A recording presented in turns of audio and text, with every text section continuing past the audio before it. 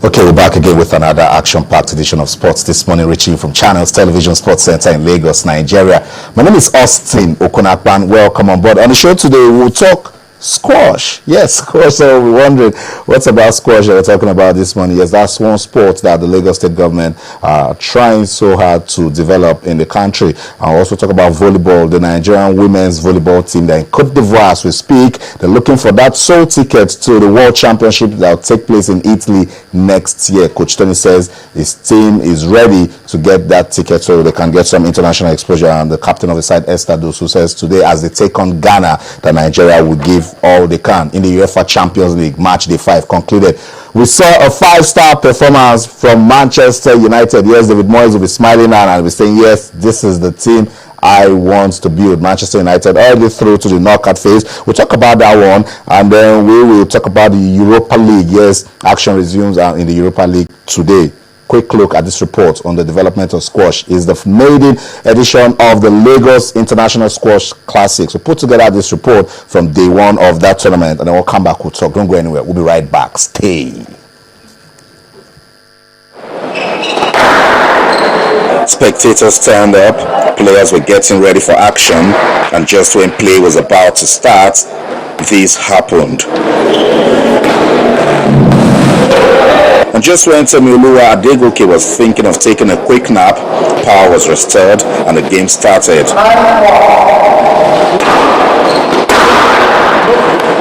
He went on to beat Precious Father 3-0.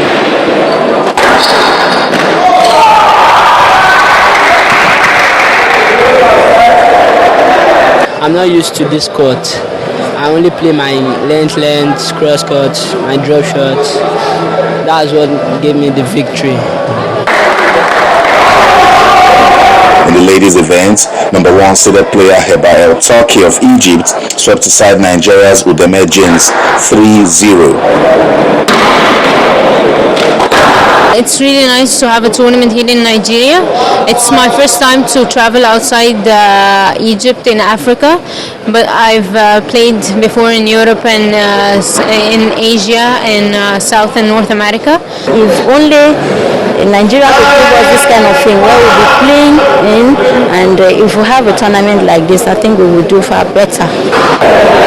This is the maiden edition of the Squash Classics, and the president of the federation believes the players will benefit from the event.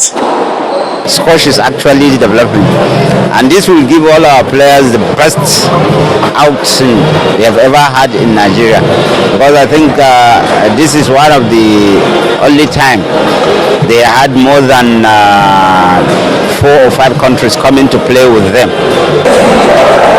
The finals of the Lagos International Squash Classics will be played on Saturday the 30th of this month, and inexperienced play might just stop Nigerian players from being on the medals podium.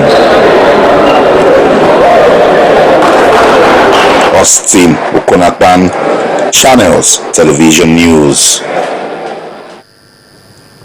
And so that's it. Action from day 1 of the Lagos International Squash Classics. Tayo Salam just joined us on the show. Tayo, it's good to have you on the program. Yeah, it's good to be here again, Austin.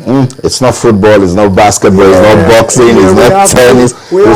It's squash. And that's it. We just love talking sports. But at this Lagos International Classics, I discovered there's still so much to do for the development of sports in Nigeria. Yeah, still so much for the players to learn, actually, because in this particular event, we found out majority of the players are not used to the course that they played in yesterday. So it shows that they're not very exposed, and so that's why it's a good one. It's a first-time opportunity for them to get used to this kind of course, and it will be very hard for them as seen in the results. But it's still a good one still. It's an international classics. Egypt have representatives on ground, Zimbabwe, Cote d'Ivoire, DRC, and this will give the players the opportunity to actually play with other players from different countries. Yeah, no doubt about it. The Egyptians are actually they are very good when it comes to squash. Just like table tennis as well. So we saw Omar Asa in Nigeria some months ago. But talking about this one, we saw the lady from Egypt, the number 1 ranked in Africa. It's an opportunity for Nigerian players to rub shoulders with this kind of players, and it helps them to actually develop the game as well. Even though they don't end up winning, which right now is not the ultimate. The ultimate for them, for these Nigerian players, is to get better, is to improve their craft of squash. Because like we said, it's not.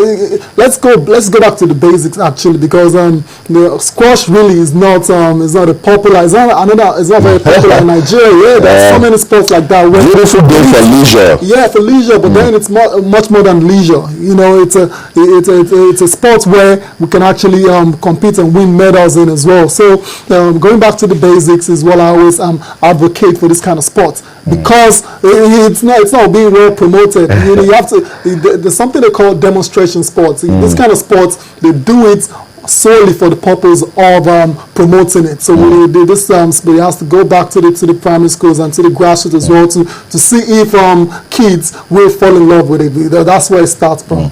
I totally agree with you, Tayo. Grassroots sports development is very important. I keep saying that the first port of call is the schools. Okay, we're talking sports this morning on Channels Television. Don't forget, you can be part of the show. We're active on Twitter and on Facebook. On Twitter, we're Channels_sports. On Facebook, we're Channels-sports. We love getting you involved. Go to those channels right around and start talking to us. And before I get tired talking again, Hani Hamoda is the president of the Squash Federation of Africa. He's excited that Nigeria is organizing these international classics, and he says there are a lot of benefits in doing this. Let's take a listen to what he had to say, and we'll come back, we'll talk. Stay.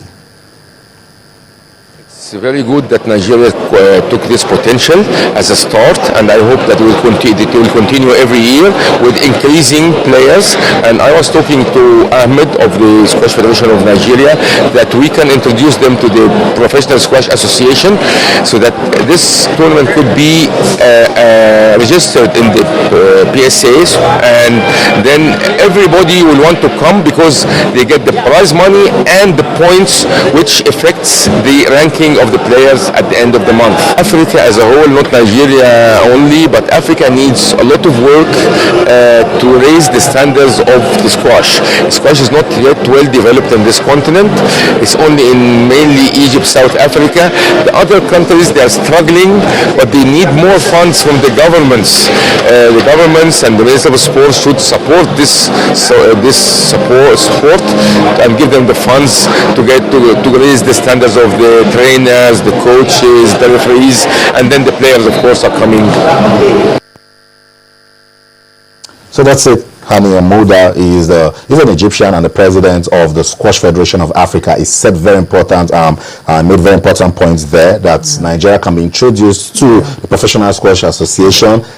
That players will come not just for the prize money, but also get ranking points. Yeah, that's the key. Like you said earlier, it's the maiden edition. So by the time we do it for a second, for a third time, then they will be taken seriously, and the governing body will now we will now make them a ranking competition. So at the end of the day, I think it will be a good one for squash in Nigeria, the development of squash in the country, because once this is done now, more players, better players with very good antecedents in the game will come to the country and help the game develop further. That's right, and that's what we want. So it's just for them to know the mistakes from this maiden edition, and then the second consolidate, and then attract more international players. Yeah, absolutely, and I think that's what will happen at the end of the day, because squash really, it's not very popular, like I said earlier. So when the edition happens over a couple of years, and 1, 2, 3 years, then it becomes more popular, and more people get interested in it. More people are interested in it, especially the young players, because I keep going back to them. That's where it starts from, really. The people that are old now, really, they're not going to like squash. They're all of a sudden going to like squash now. So it's all about the basics and the grassroots, and we have some players in Nigeria as well, to where this can help them develop their game. I totally agree with you again, Tayo, because you mentioned that it's not just a Nigerian problem. Africa generally needs to develop the game of squash. Yeah, and there's no better way of developing sports in general, other than having competitions here. The more competitions you have, the better you get. Every time I get to speak to players that get involved with sports that are not dominant, they keep crying. Fuck. They don't get competitions That's to it. play. They always match rusty. Even yesterday, I had to mention that these guys struggled because they're not used to this international standard glass court. Yeah. So, and it's a big problem. Yeah, big problem. Exposure matters a lot in this kind of sports as well. And we hope as the year moves on, like as it goes into the subsequent editions of these squash classics, our Nigerian players will be the better for it.